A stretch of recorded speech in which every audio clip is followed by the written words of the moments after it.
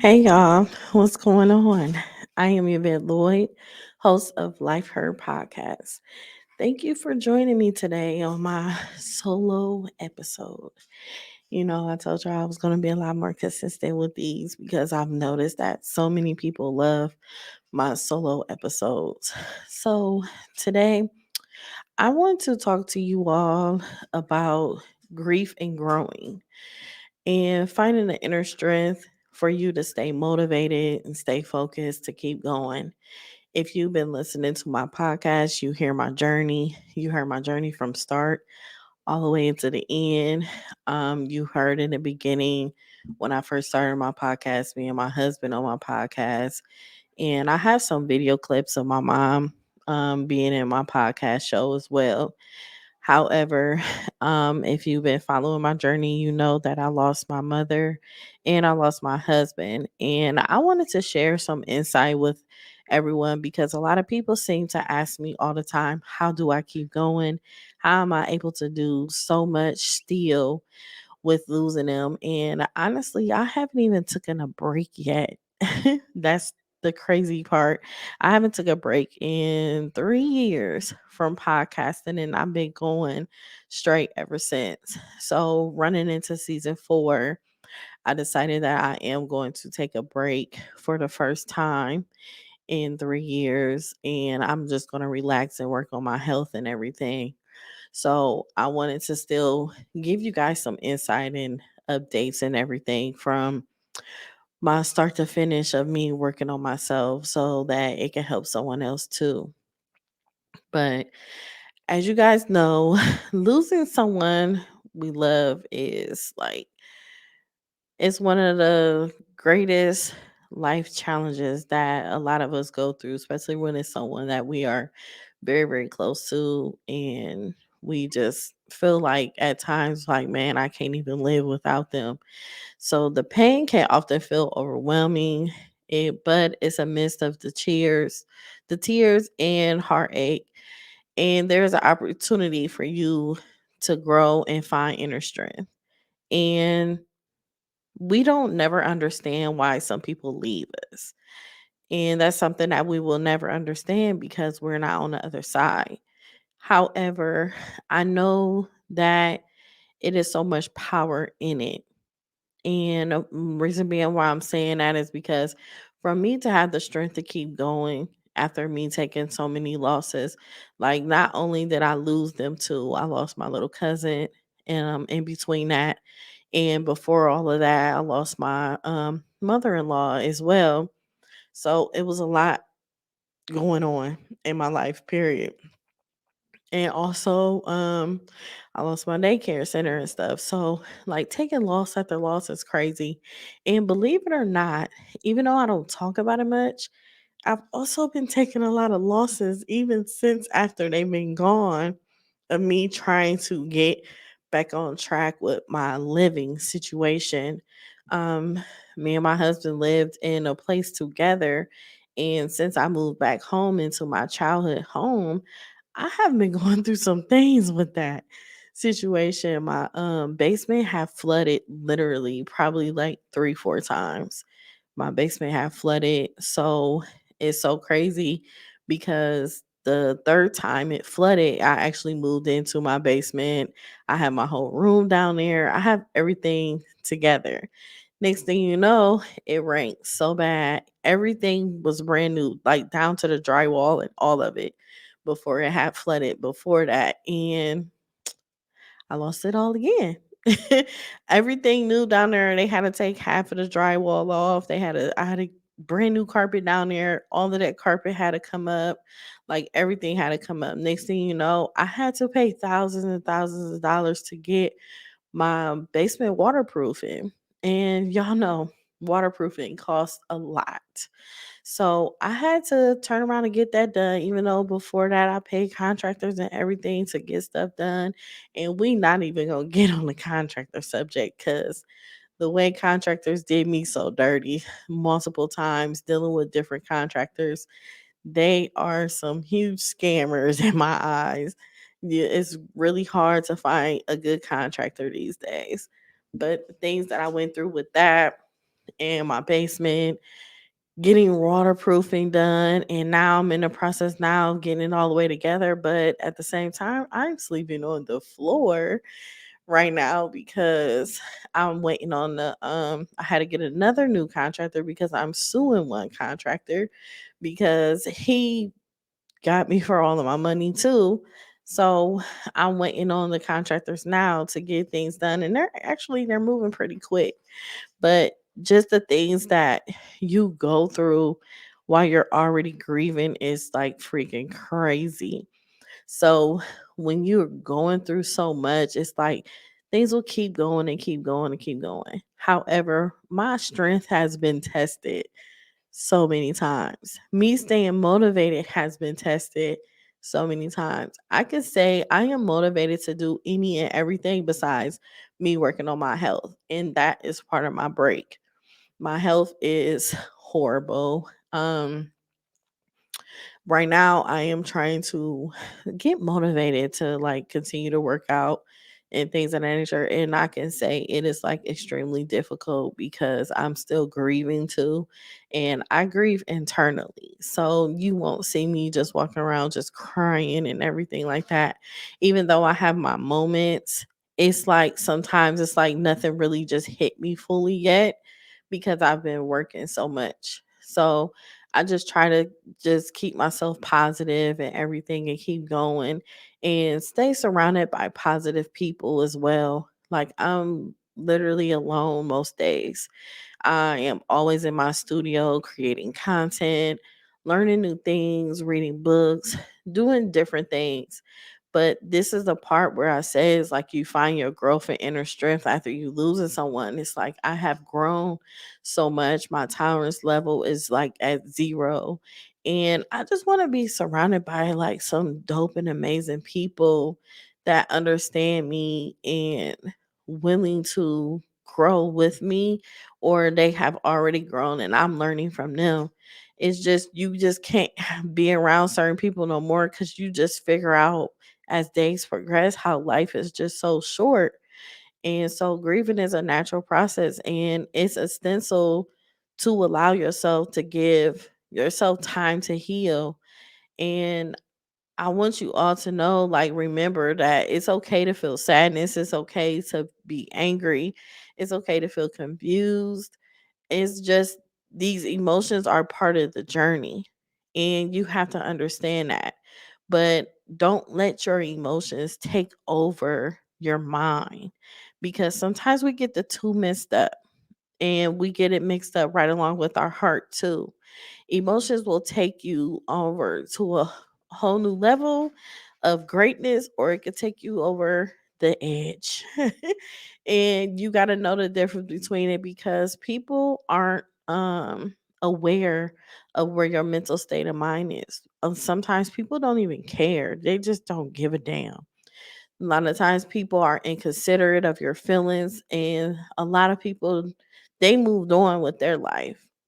Everything is normal, and you're still in the process of walking through and trying to get things strengthened in your area and all the way together in your mental state of mind and being around people and not be triggered and all of that. So that's why you have to be careful who you be around. And also, when you see things happening that you know is about to make you upset, it's better for you to just walk away. Don't even deal with it. Don't even be bothered with that person anymore or that thing or watch that video. Just certain things. Just don't do things that you know that it'll bother you. And you just have to know that all the time. And one powerful way to work through grief is like by expressing your emotions. And I've been learning that myself, and it feels damn good. Anytime something bother me or someone say something that's like I don't agree with, I express myself. I used to never express myself. I used to let a lot of things slide because I just like whatever, because I don't like arguing. I don't like going back and forth with people. I don't have no in between. I still don't have an in between. It's either this or that. The in between part, I'm still working on it. I don't have it. So it's just for me to best for me to just walk away. But consider keeping like a journal where you could pour out your deepest feelings and thoughts. And I have a journal that I write in all the time. I also created a journal. I started creating a journal when my mom passed away, and the journal is super dope. I have positive quotes in the journal. I have a workout chart in the journal. I have journaling on things that trigger you throughout the month. Like maybe somebody triggered you a certain day of the month and you just remember that. Oh, I remember October 12th, such and such did this, or I remember when my mom passed away this day, different things of that nature. Cause like this month, for instance, this is the month that my mom passed away. So I don't feel nothing now, but I was trying to figure out, like, okay, why am I so emotional? So I was in my journal and I looked, I'm like, oh God, my mom's day is coming. So it's like I'll be emotional before everything started occurring. And then the day of, it's like I'll be cool the day of. But me journaling and for me to remember things, what I do is when things trigger me, I write down what moments that made me happy. So it helps me reverse my mindset so that I'm not thinking about that all the time. So writing can help you process your emotions and gain and clarify, like, clarity basically. Like and help you gain clarity on what's going on with you mentally and emotionally, and it helps out a lot, a lot. I have my journal is out now. It is on Amazon. I haven't promoted it not even one time. Oh my god, I just really noticed that. Oh my god. I never I never promoted my journal, y'all. And it's been in Amazon for probably like 5 months now. It's been in there. Like close friends and family and stuff, they have ordered it and everything, but I don't know. I just haven't put myself to the point where I could just put this journal out like here and all that. I have a problem with that. I need to get together, y'all. But I just haven't done it yet. But it's a super dupe journal. Also during my grieving time, I listen to a lot of music, y'all. Like, music is so amazing. I ain't talking about this new music. I'm talking about some old school music, some music with lyrics that resonate to you and how you feeling. Or like my mom like music all the time. So I'll think of music like different songs that she liked all the time, or when me and my husband was together, different songs that we liked together or songs that I knew he liked. I just put a whole playlist together. So having that playlist is amazing. And you can also write that playlist in my journal just in case if a song pop up and you like, man, I love that song. And you can write that song down so you can remember that song. Like, okay, I need to write this down so I won't forget. But it's always good to do that. It's very comforting and I will listen to it all the time. Like day in and day out. It's super dope because you don't be knowing certain things not until you actually write it down. And it creates you to heal too in different ways. So make sure you always just trying to find new ways for you to feel happy instead of sad. And explore new hobbies that like different activities that bring you joy. Like one of my new hobbies is Pilates. Ooh, I love me some Pilates. Pilates is super dope. I ain't gonna lie. In the beginnings of me doing Pilates, I feel like I couldn't do nothing. It's like your body is just stretching in every single direction. It's hitting every muscle possible. So the next day, it feel like you just got into a fight or something. You be like, dang, why am I so sore? Why did this hurt?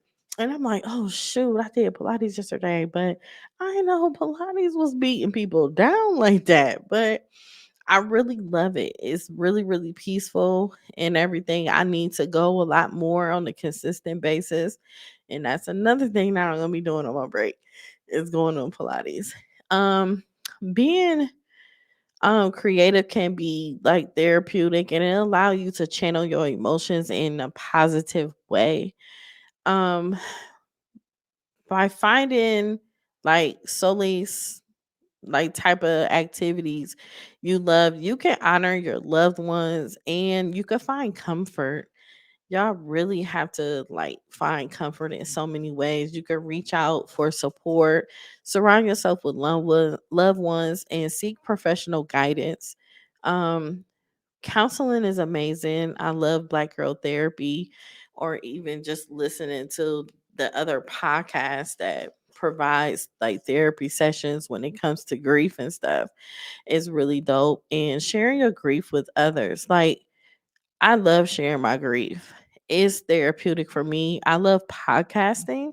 It's very therapeutic for me. When I interview other people, I've always ran into people that lost a parent or lost someone, and it creates a connection and it just creates like, okay, I'm not alone. A lot of us aren't alone. We just have to figure out and listen and take our time and figure things out together and listen to how other people are feeling, because a lot of 9 times out of 10 they're feeling the same way that you are.